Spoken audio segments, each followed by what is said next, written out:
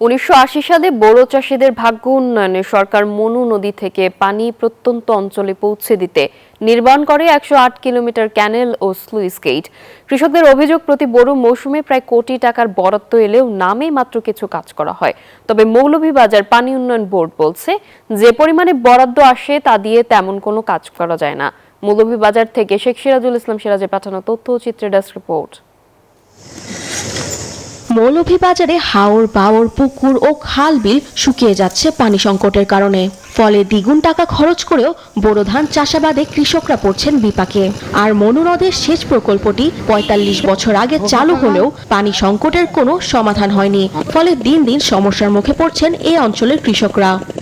কৃষক হলো লাগিয়া সরকারে খুব প্রচুর টাকা খরচ করে, বুঝছেন। এরপরে কি আমরা কোনো পানি উনি পাই না। অন্তিম ভালো পানি যদি না দেতে আবার একবারে শেষ, আর লইতো না, কোনো কিছু না, আমরা কৃষক সব মরাত। পানির কারণে হেতুই তো না, পানি যদি পাইতে তো হেতুই। খালগুলো ও সেচ পাম্প চালু না হওয়ায় পানির জন্য জমি চাষ করা যাচ্ছে না। যদি পানি সমস্যার সমাধান না করা যায় তাহলে কৃষকেরা ক্ষতির মুখে পড়বে।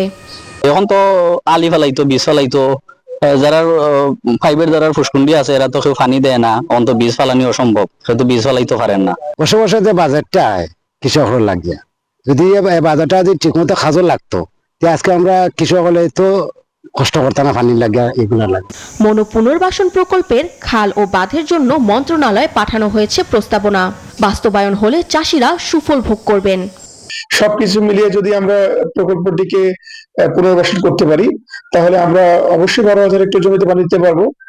সেই সাথে এখানকার যে আর্থসামাজিক অবস্থার পরিবর্তন, আপনার পানির লেয়ার নিচে নেমে যাচ্ছে, সেটিকে পুনরুদ্ধার করা, সর্বোপরি জীববৈচিত্র্যের একটি ব্যাপক উন্নতি হবে বলে আমরা আশা করি। পানি সংকট সমাধানে সরকার কার্যকরী ব্যবস্থা নেবে, এমনটাই আশা কৃষকদের।